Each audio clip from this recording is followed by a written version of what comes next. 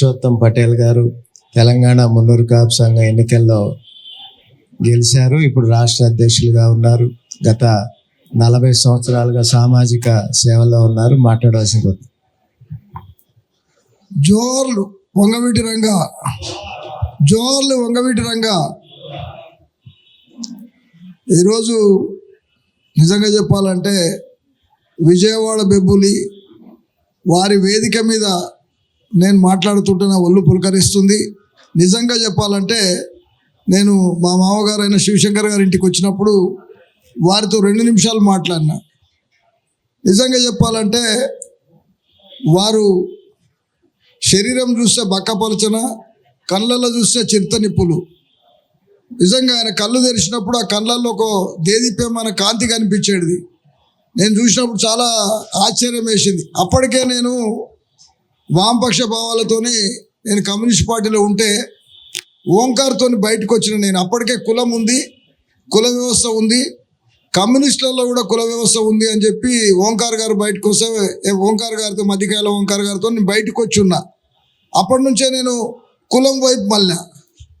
అంటే వంగవీటి రంగ గారిని చూసిన తర్వాత అందరు అన్నట్లుగానే చెన్నుపాటి గారు అన్నట్టు నిజంగా ఆయన ఒక వ్యక్తి కాదు, ఒక శక్తి.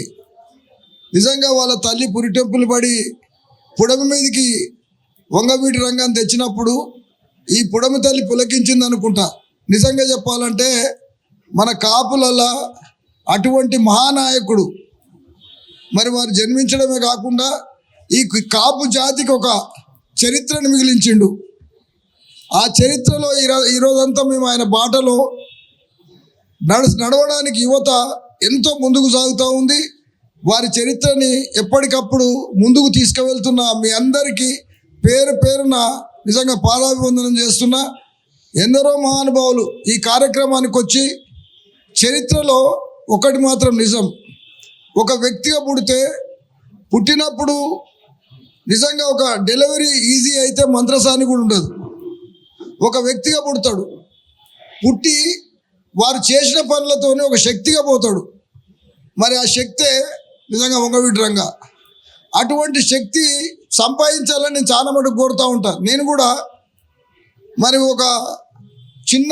ఒక రైతు కుటుంబంలో పుట్టి మరి ఎన్నో సంవత్సరాల నుంచి మనకేం జరుగుతుందని మనకు కాదు, నేను ఒక వ్యక్తిగా పుట్టిన సమాజానికి కొంత గొప్ప చేయాలి, పిల్లలు, సంసారము, మన వరకే పరిమితం కావద్దనే దాంట్లో నిజంగా ఈ కాపు కమ్యూనిటీ నేను ఎప్పుడు కాపులతోని నాకు రాజకీయ పార్టీలో ఉన్నప్పుడు ఎన్సీపీ ఉన్నప్పుడు ఒకసారి కాకినాడలో మీటింగ్ పెట్టిన కాపుల రాజకీయాలలోకి తేవాలనుకున్నప్పుడు మేము శరద్ పవార్తో అక్కడ కలిసి ఒక చిన్న సమావేశం పెట్టుకున్నాం ప్రభాకర్ రెడ్డి గారితో. అప్పటి నుంచి కూడా కాపులతో సంబంధాలు ఉన్నాయి. కానీ వియ్యం పొత్తుంది, కంచం పొత్తుంది, రిజర్వేషన్ పొత్తు లేదు అనే దాంట్లో మేము కొంత దూరం ఉన్నా. మరి ఒకటి మాత్రం నిజం, హైదరాబాద్ తెలంగాణ రాష్ట్రం ఏర్పడిన తర్వాత ఈరోజు తెలంగాణలో నివసించే కాపులంతా మేము కడుపులో పెట్టుకొని కాపాడుకొని ముందుకు తీసుకుపోవాల్సిన అవసరం మున్నూరు కాపుల పైన ఉందనే అంశాన్ని నేను పూర్తిగా నమ్ముతున్నా.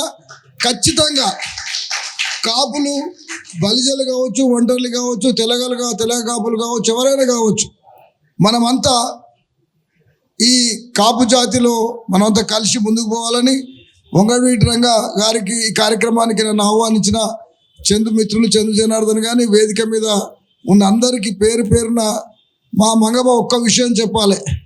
మంగబాబు గారు హార్నిషలు కష్టపడి మా ఎన్నికలు నిర్వహించడంలో ఎన్నికల అధికారిగా చాలా ఎక్కువ కష్టపడి నా ఎన్నికకు పూర్తి సహకరించినందుకు వేదిక ద్వారా మీ అందరికి కృతజ్ఞత తెలియజేస్తూ వంగవీటి రంగారావు గారికి నివాళులు అర్పిస్తూ ఉన్నాం.